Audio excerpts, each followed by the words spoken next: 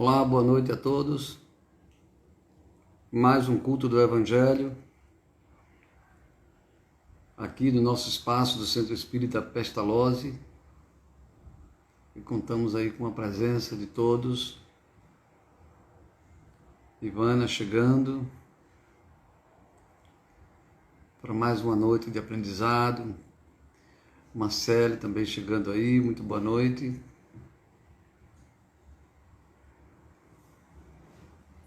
Otávio, muito boa noite, Otávio. Doces e confetes aí, não sei quem é, se quiser deixar o nome aí também é bom.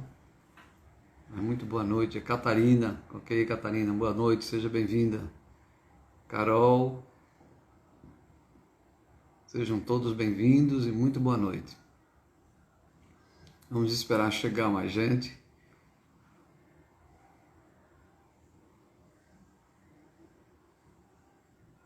Vamos então, Márcia também chegando aí.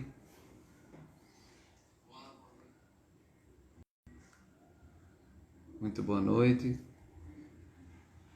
Vitor. Vamos então pedir aí que alguém sugira o número de 25 a 238 para a gente estudar na noite de hoje. O número de 25 a 238. Pensa assim de cabeça, aleatoriamente. É bom que seja assim. Poucas revelações também chegando. Marcos, muito boa noite aí a todos. Neves Barros entrou também aí. Daniela, Solange. Ivana pediu aí o número 37. Catarina pediu depois. Então, Catarina, vai ficar valendo de Ivana, é quem pede primeiro. Número 37, pedido por Ivana. Obrigado, Catarina, pela sugestão. É bom a participação de todos.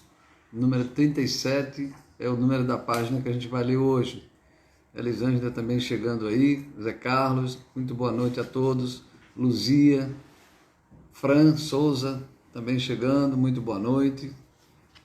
Luciana também.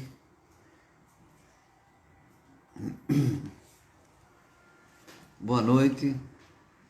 A nossa página de hoje é a página 37.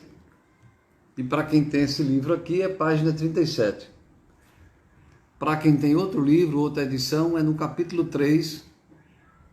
Capítulo 3, item 1 e 2.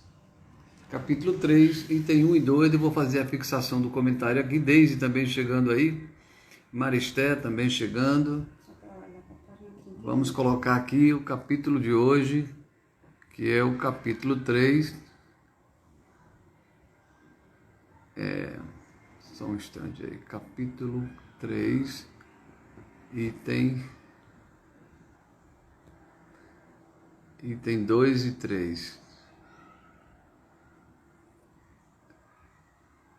Itens 2 e 3 do Evangelho. Lourdinha também chegando aí. Emily, Giovanni chegando, Murilo. Muito bem, todos chegando aí. Vamos nos preparar para fazer a nossa prece inicial. Nos posicionando aí no capítulo 3, item 22. Capítulo 3, itens 2 e 3 do Evangelho, página 37. Aliás, eu também quero combinar para colocar a página no comentário, que eu estou só colocando o capítulo, que já serve, mas é bom também colocar a página. Lourdinha também chegando aí, Cláudia, Lenice, sejam todos muito bem-vindos e muito boa noite a todos. Vamos fazer a nossa prece inicial.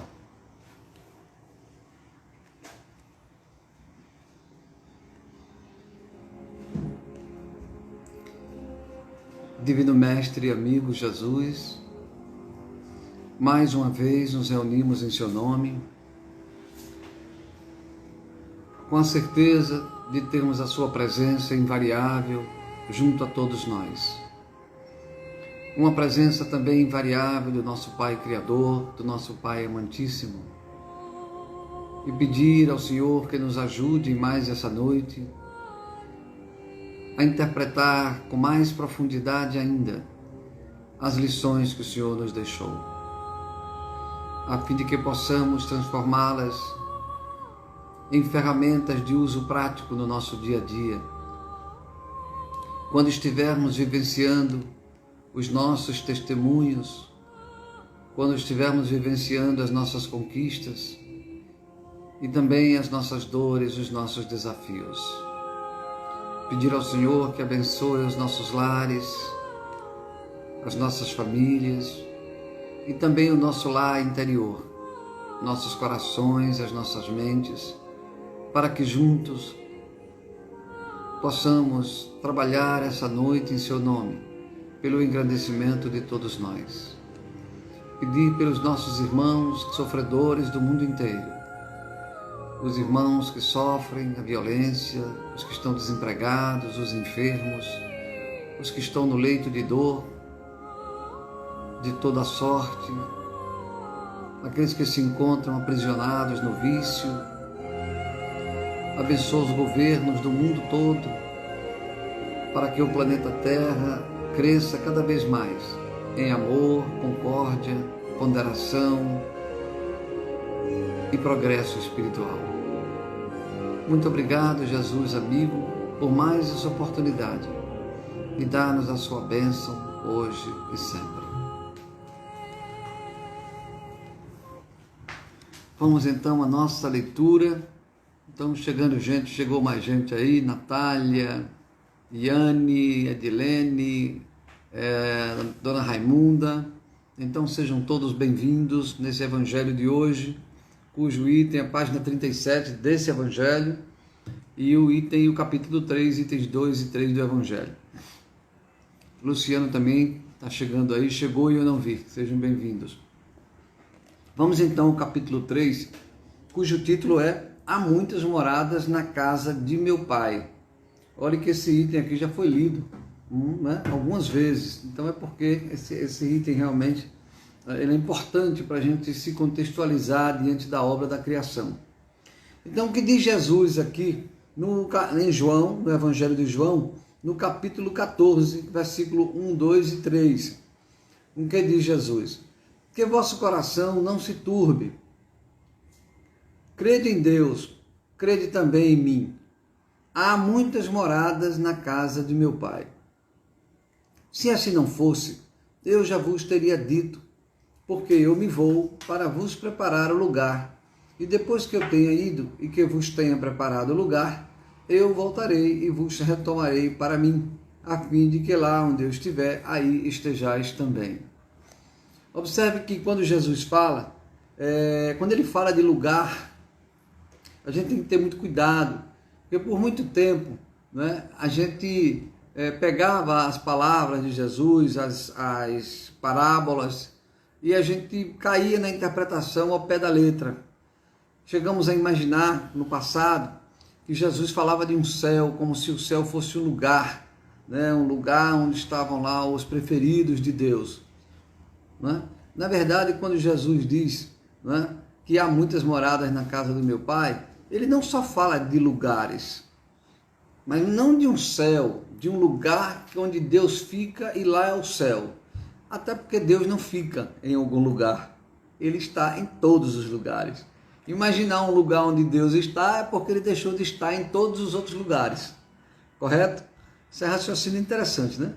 Deus não pode estar em um lugar. Se Deus estiver em algum lugar, ele deixou de estar em todos os outros lugares. Por isso que ele é onipresente. Então, o céu não é o lugar onde Deus está. Jesus, quando fala de há muitas moradas na casa do Pai, ele se refere a lugares físicos, mas também se refere a situações, a condição do espírito na erraticidade. Vamos à leitura então do item 2. Aqui já um comentário dos espíritos, depois de termos lido aí o capítulo 14 de João. Então os espíritos dizem o seguinte: a casa do Pai é o universo. As diferentes moradas são os mundos que circulam no espaço infinito e oferecem aos espíritos encarnados moradas apropriadas ao seu adiantamento. Interessante isso, que o universo aqui ele é citado com a seguinte qualificação: espaço infinito. Então, repare, universo é a palavra que a gente deu àquilo que é infinito. O universo não dá para a gente ter a ideia de finito, onde ele termina. O máximo que a gente sabe do universo é aquilo que a gente consegue captar das ondas que são emitidas a 13, quase 14 bilhões de anos-luz. Aí sim seria a fronteira do universo observável. Mas além disso, existe o infinito. Então, cada vez que a tecnologia capacite o ser humano a perceber, a dilatar essas fronteiras, a gente vai perceber que não tem fim, né? Hoje a gente consegue observar 14 bilhões de anos-luz. Daqui a pouco a gente consegue enxergar 20, 30 bilhões e por aí vai. Então nós não temos, é por isso que a qualificação de espaço é espaço infinito. E nesse espaço estão encarnados espíritos em moradas apropriadas ao seu adiantamento. Que coisa maravilhosa! O mundo, o universo inteiro, há uma miríade, bilhões, trilhões de mundos habitados de acordo com a necessidade ou com o grau de adiantamento dos espíritos. Continua o texto. Independentemente da diversidade dos mundos, essas palavras podem ser entendidas como o estado feliz ou infeliz do espírito na erraticidade. É o que eu quis dizer no início. Quer dizer, quando Jesus fala de lugar, ele fala de lugares físicos e também de lugares onde o espírito estagia, na erraticidade, quando ele não está encarnado. É a dimensão dita espiritual. Fazer uma observação: quando a gente diz que a dimensão espiritual, o mundo espiritual, a gente pensa que é um mundo que só tem vácuo, né? É um éter. Não. O mundo espiritual, ele também é matéria, gente. Não é? Lá no mundo espiritual, quando a gente desencarna, o mundo é material. Nós vamos ter escolas, nós vamos ter lugares escuros, lugares claros, vamos ver o sol, nós vamos ter trabalho, nós vamos ter hospitais, vamos ter alegria, vamos ter sofrimento.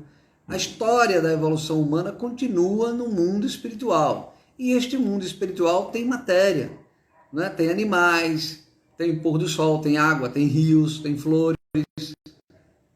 Estes lugares da dimensão espiritual é que a gente diz que são espaços para os espíritos que estão na erraticidade. Lembrando que esse conceito de erraticidade não tem nada a ver com erro. Apesar da palavra parecer erro, erraticidade, mas a erraticidade disse que está na erraticidade os espíritos que estão desencarnados. Espíritos que não precisam mais encarnar não são errantes. Por exemplo, Jesus não é errante, porque ele não precisa encarnar mais em mundo nenhum. Ele já alcançou, né? Ele já saiu do limite desse círculo de reencarnações sucessivas. Isso é interessante. Nós que estamos nesse estágio, nós estamos ainda dentro desse círculo. Imagine uma espiral, onde nós estamos crescendo, evoluindo, e essa espiral é a primeira grande etapa da evolução. Então nós ficamos aqui, evoluímos, saindo dessa espiral física porque é de mundo física, e física porque na dimensão espiritual também é físico, só que é físico de uma matéria quintessenciada, uma matéria que a gente não consegue captar com os nossos instrumentos, né? A gente não consegue, é uma matéria diferente dessa que nós temos aqui.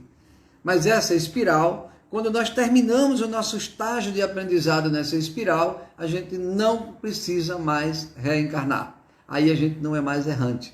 É o caso de Jesus, que quando esteve aqui já era um espírito que não precisava mais encarnar, dado que ele já era um espírito que já se libertou, ele já aprendeu o que tinha que aprender nas sucessivas encarnações, nos mundos materiais e errantes que ele se submeteu há bilhões de anos atrás, muito antes de todos nós. Continuando o texto aqui, diz o seguinte: segundo ele seja o espírito mais ou menos depurado e desligado dos laços materiais, o meio em que se encontra, o aspecto das coisas, as sensações que experimenta, as percepções que possui variam ao infinito. Então, nos mundos errantes, ou na erraticidade, né, vai depender do espírito estar mais ou menos depurado, isto é, desligado dos laços materiais. Quanto mais ele estiver desligado dos laços materiais, mais a sua percepção vai variar, né? Ao aspecto das coisas, a sensação que experimenta. Por exemplo, uma sensação que os espíritos experimentam é de ter fome, sede. Aí, mas como ele vai ter sede? Como ele vai ter fome? Porque são os espíritos que ainda estão muito ligados à matéria, quando desencarnam, psicologicamente, ainda pensam como se tivessem encarnados. Daí, psiquicamente, criar a sede e a fome que já não existe mais sentido de ser. Mas como eles estão condicionados à matéria, né, e não conseguem entender essa mudança, quando nós desencarnamos, muitos sentem fome e sede por causa do seu estágio evolutivo. Continuando aqui, as percepções variam ao infinito de acordo com a evolução de cada um. Enquanto que uns não podem se distanciar da esfera em que viveram, olhe, enquanto uns não podem se distanciar da esfera em que viveram, que esfera foi essa? Que esses que não podem se distanciar dessas esferas em que viveram? A esfera material. Então, por exemplo, uma pessoa que está obcecada, tem gente que tem mania, né, de rotina. A pessoa repete aquela rotina durante 30 anos e cria um hábito que, se a pessoa não fizer aquilo, a pessoa fica deslocado. Esse hábito pode ser um vício, pode ser a ida a algum lugar, esse hábito pode ser a convivência com uma pessoa, e a pessoa ela vai sendo absorvida por essa rotina, vai se fechando nessa rotina, e aí um belo dia a pessoa desencarna. Ela sente um vazio enorme e vai querer continuar essa rotina. Então ele não consegue, né? Ele não consegue se distanciar da esfera em que viveu. Por exemplo, há casos em que mães, quando desencarnam, pelo extremo amor que têm aos seus filhos, isso é um processo natural, não é uma doença, não é um problema, elas, quando desencarnam, elas insistem muito em permanecer ligadas aos seus filhos, principalmente se eles forem menores, se eles forem crianças.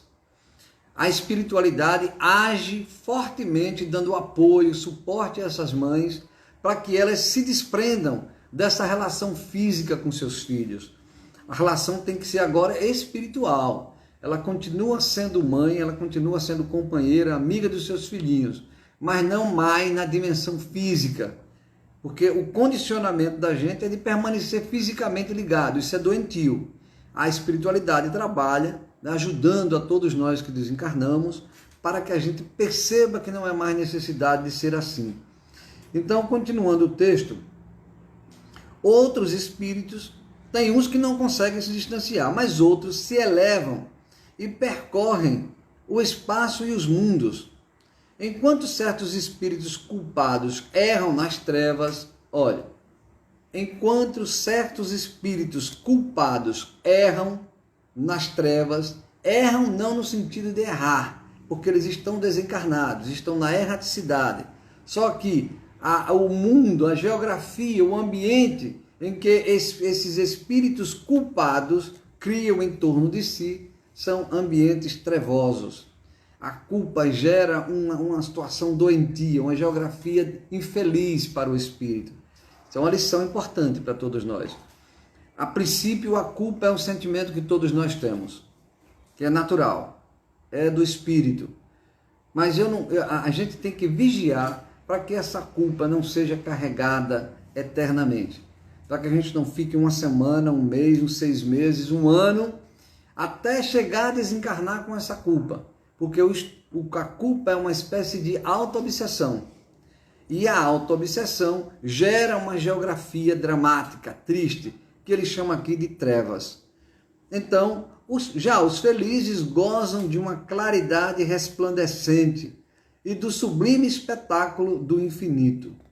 Enquanto, enfim, que o mal, atormentado de remorsos e de lamentações, frequentemente só, sem consolação, separado dos objetos da sua afeição, geme o constrangimento dos sofrimentos morais. Olha que coisa interessante, tá? Enquanto o mal, atormentado de remorsos e de lamentações, frequentemente sós. Então, as pessoas que praticam o mal por propósito, que vivem maquinando o mal, e quando eu falo mal, não é só o crime, não. Não é só corrupção, crime, roubo, não.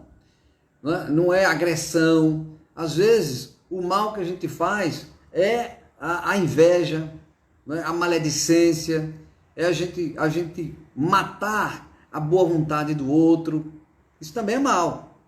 Às vezes a pessoa está ali, a gente tem aparece uma pessoa nova no trabalho, no lugar que a gente trabalha, e aquela pessoa vem de corpo aberto, às vezes um jovem, uma jovem, vem de corpo aberto querendo fazer as coisas melhor do mundo. Mas eu que sou um espírito propositalmente maldoso, o que é que eu faço? Eu destruo aquela pessoa. Eu dizer, não é assim não. Aqui não, aqui tem eu já estou aqui há 40 anos. Não é desse jeito não, bota seu rabinho entre as pernas. Arranja uma fofoca, né? Encontra um defeito para aquela pessoa para poder para querer rebaixar a pessoa, desencaminhar, entristecer, tirar o ânimo daquela pessoa. Isso também é crime, né? Isso também é maldade. Então, todos os nossos atos propositalmente maldosos, eles nos dão essa condição de, ao chegar na erraticidade, estarmos sozinhos e sermos atormentados de remorsos e de lamentações. Que lamentações são essas? Às vezes, nós estamos na erraticidade e ouvimos as vozes daqueles a quem prejudicamos. Ou gargalhadas, ou choro, ou a minha própria consciência repetindo a dor do outro pelaquilo que eu fiz de mal. Então são remorsos e lamentações, e frequentemente só, sem consolação. Quer dizer, o espírito que pratica o mal propositalmente, que está viciado na maledicência, na fofoca, no ciúme, na inveja, na desqualificação do outro, esse espírito, quando chega na erraticidade, ele fica só e sem consolação. Porque o mal, ele se isola. O mal, ele tem uma sensação de solidão, não é? Ó, sem consolação. Aí pergunta-se, mas e os espíritos não vão ajudá-lo? Vão. Ninguém fica só no mundo espiritual. Só que a maldade que a gente pratica nos impede de enxergar a beleza do mundo espiritual. Nos impede de enxergar que espíritos felizes, que a nossa mãe, a nossa avó, o nosso pai, nosso anjo da guarda está ali pertinho da gente. Mas a nossa grossura, a nossa ignorância, a nossa estupidez, de certa forma, obstrói, né? A nossa visão espiritual, a nossa sensibilidade espiritual. Então, ele continua dizendo aqui o texto. Então, esses espíritos maldosos gemem sob o constrangimento dos sofrimentos morais.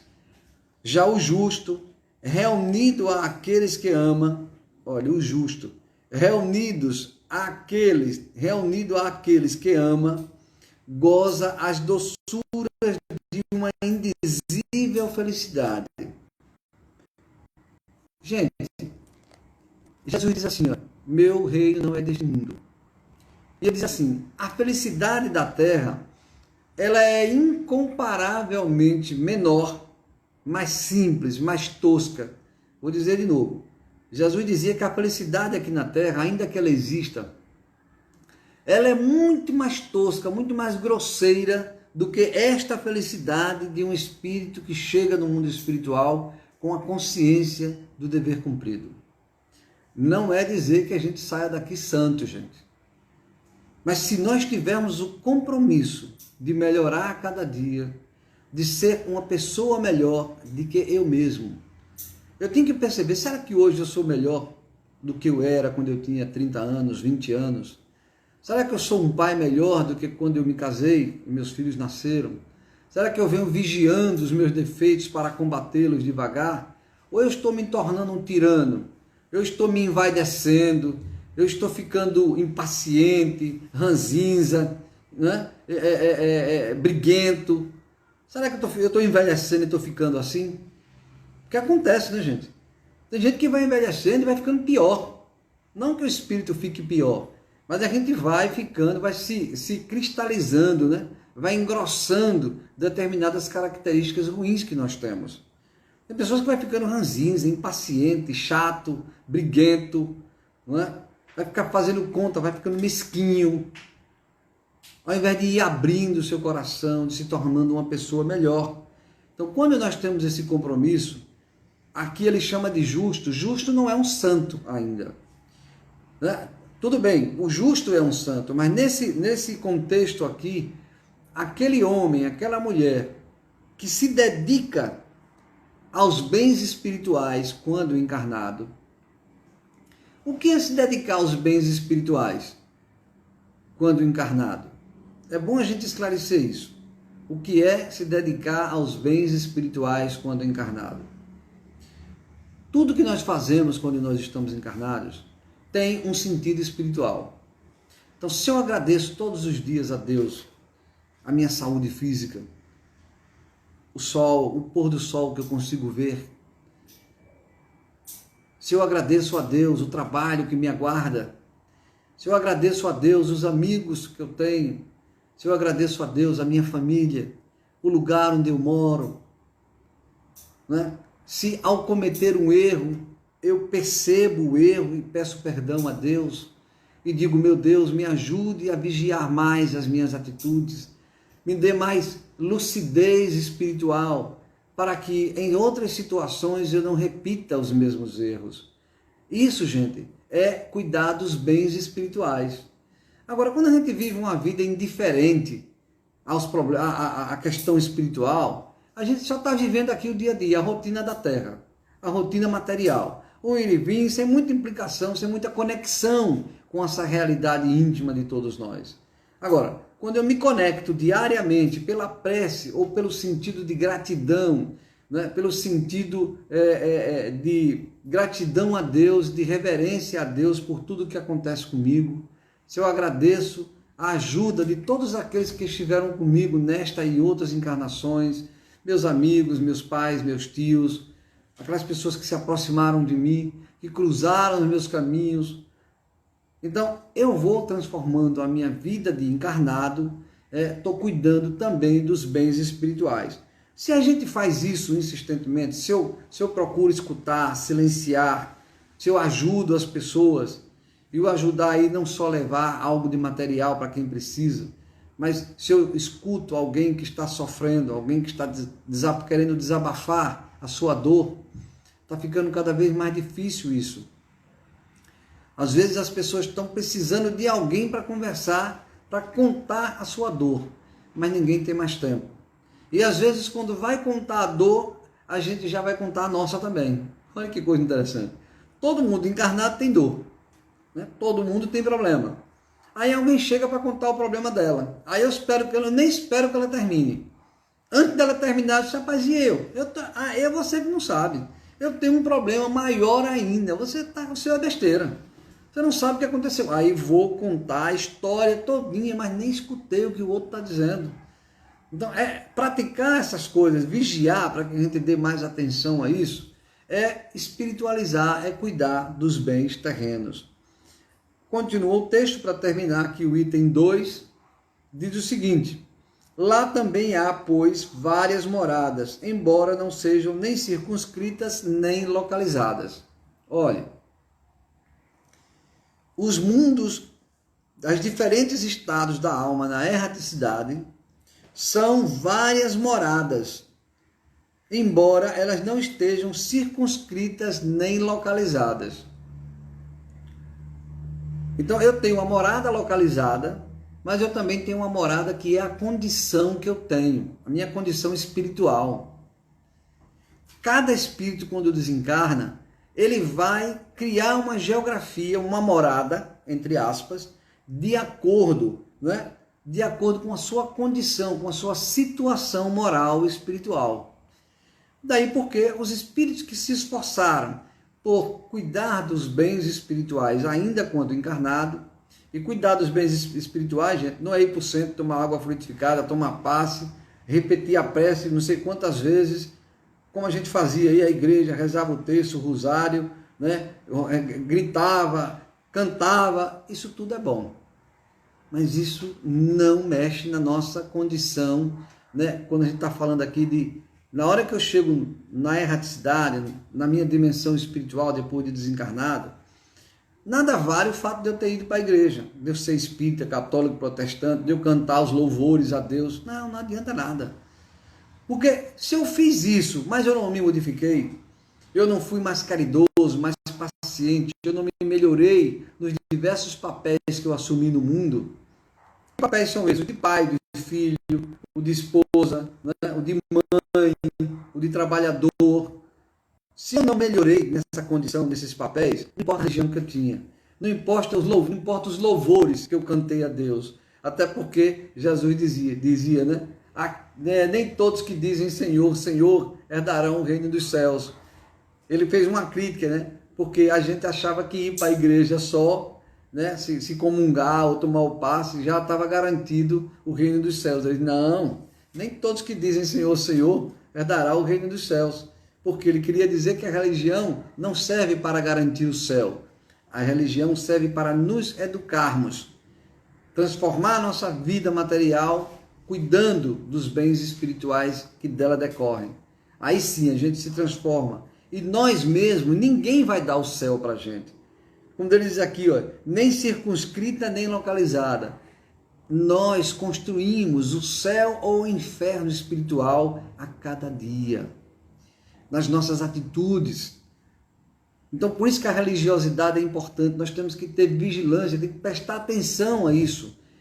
Está cada vez mais difícil nessa sociedade moderna as pessoas pensarem nesse assunto. Mas a doutrina está aqui para nos advertir, para dizer que nós devemos nos preocupar com os bens espirituais, estando ainda encarnado na dimensão material. E também o texto fala das diversas categorias de mundos habitados. Eu não vou ler o texto, nós já estamos aqui às 19h30, mas se eu tenho diferentes categorias de mundos na erraticidade, eu também tenho diferentes categorias de mundos habitados, que são os mundos materiais.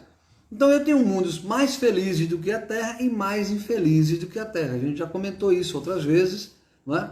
Então nós podemos ter, quem lê o livro Renúncia, por exemplo, Alcione, ela está numa condição espiritual, num mundo onde perto da estrela Sirius. Tem uma estrela que fica na nossa galáxia, chamada Sirius. Ela não é muito distante da Terra em termos de ano-luz. O mundo que ela vive, ela é circundado por 3 estrelas. Imagine 3 sóis. A gente tem um sol que nasce de manhã, outro meio-dia e outro 4 horas da tarde. Se põe e nasce, é como se não tem escuridão. Porque o sol, essas estrelas estão sempre iluminando aquele lugar onde Alcione está. E esse lugar é belíssimo. Ela narra lá no livro Renúncia como é esse lugar. Claro que o objetivo do livro não é esse, mas ela dá umas pinceladas. Por outro lado, Pólux, que é o sujeito que vai reencarnar juntamente com ela, que vai ser o objeto da renúncia, por isso que o livro tem o nome Renúncia, ele vai reencarnar, é o padre, que vai mais uma vez reencarnar, e ele chora, ele pede a Alcione que por Jesus reencarne com ele, porque ele está com muito medo de naufragar, de falhar de novo. Sabe onde é que Pólux mora? É num mundo muito diferente do de Alcione, na erraticidade. Alcione está num mundo habitado e ele na erraticidade. Ela vai migrar, ela vai renascer na Terra, vai renunciar a um mundo feliz, um mundo muito mais bonito, muito mais superior do que a Terra. Ela renuncia a esse céu, entre aspas, para vir no purgatório, entre aspas, que é onde Pólux está, mais ligado à Terra, né? Pólux está na erraticidade ligada à Terra, ao planeta Terra. E Alcione está lá nessa estrela lá de Sirius. Ela renuncia a esse céu e vem reencarnar junto com Pólux, que é o padre. E aí o resto da história vocês vão ler, porque esse livro realmente é muito bonito. Então, já mostra aí as diferentes condições dos mundos habitados. Então tem mundos de uma beleza transcendente, que a nossa beleza aqui, ela imagine você visitar um pântano, né, onde tem pequenas lagoas de lama, e não tem vegetal, não tem nada, não tem animal. É um lugar meio, né, insosso, um pântano com lama, sem vegetal, e depois a continuidade dele é um deserto de areias. Não tem muita beleza. Aí você, de repente, você vai para um grande jardim, né, que tem uma flora e uma fauna lindíssima, de todas as cores. Então imagine o que é aquele pântano perto do deserto, que só tem lama, junto com esse jardim que tem uma fauna linda. Essa é a beleza. Então a Terra seria esse Brasil acanhado. Esses outros mundos mais felizes do que a Terra têm uma beleza que nós não conseguimos descrever com os nossos padrões de beleza. Então há muitas moradas na casa do Pai, moradas de errantes e moradas físicas no universo infinito. Aliás, a palavra universo está começando a ser substituída pela palavra multiverso, porque existem muitos universos, não apenas um. É isso. Vamos então para as nossas perguntas, para as nossas observações. Parece que hoje nós não tivemos perguntas nem observações, não é isso? Então, vamos nos preparar porque esse tema a gente já conversou sobre ele outras vezes. A maioria de vocês já estão craque, né? Se a gente fizer uma provinha aí, todo mundo vai tirar 10. Fazer uma provinha assim sobre há muitas moradas na casa do Pai. E a gente vai botar as perguntas, vai valer ponto. Todo mundo vai tirar 10, tá certo? Então vamos fazer a nossa prece final, lembrando da água fluidificada, que o Focus Revelações lembrou bem isso, não é? A água fluidificada individual, cada um tem que ser o seu copinho. É bom que seja individual. Se alguém botou 1 litro e quer dividir, não tem problema. Mas o ideal é que seja um copo para cada um, né? E a gente agora diminui um pouco a luminosidade do ambiente que a gente está, porque nessa prece final a gente também tem ao mesmo tempo a atividade do passe espiritual, onde nós vamos ter os espíritos, não é? Que vão estar se posicionando próximo a cada um de nós para o nome do livro aqui, ó, muito claras as revelações aí ou as colocações de Fox, revelações, e Carol está perguntando o nome do livro. O nome do livro é Renúncia. É um livro psicografado por Chico Xavier e o autor espiritual é Emmanuel. Livro Renúncia, psicografado por Chico Xavier e autor espiritual Emmanuel. É um livro belíssimo, né? Quem já leu esse livro não se arrepende, porque realmente é um banho.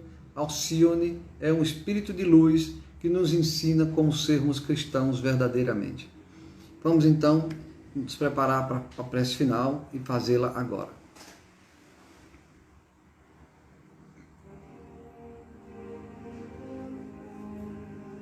Deus, nosso Pai de infinita bondade, encerramos mais uma atividade sob a sua proteção, sob a sua permissão. Mas antes queremos te agradecer, Pai amantíssimo, pela vida, pela imortalidade, pelos espaços infinitos que o Senhor criou para servir de morada para todos nós. Agradecer ao Senhor pelas infinitas possibilidades de educação, de trabalho, de correção, até que todos nós, que ainda estamos num planeta de provas e expiações, nos habilitemos a mudar a nossa condição para um mundo regenerador e comecemos uma nova etapa da nossa evolução espiritual, extirpando das nossas práticas o ódio, a inveja, o egoísmo, a mesquinhez, a violência, e passarmos a viver diretamente vinculados ao trabalho espiritual, procurando corrigir e construir os nossos deveres e nossas obrigações, sem mais cometer os erros que havemos cometido tanto em nosso passado. Muito obrigado, Pai amantíssimo.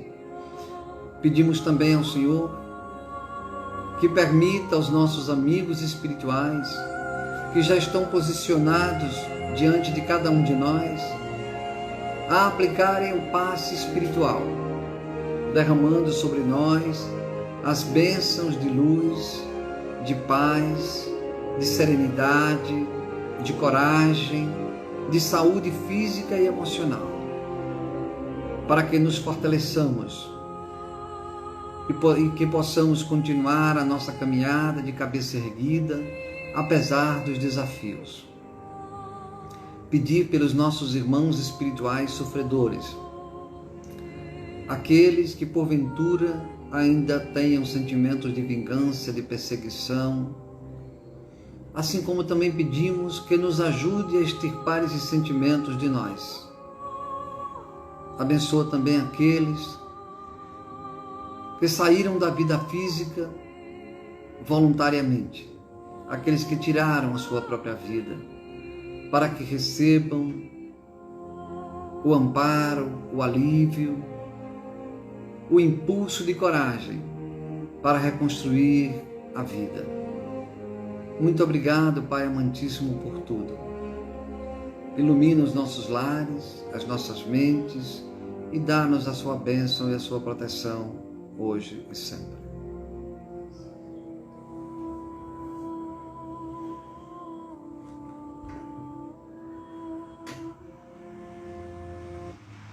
Muito bem, estamos encerrando aqui o nosso encontro de hoje do Evangelho. Estamos aqui, parabéns pela didática, Iane Brito, Natália agradecendo pelos ensinamentos de hoje. Obrigado a vocês, porque essa interação, esse encontro aqui é muito importante, a gente aprender juntos e crescermos juntos.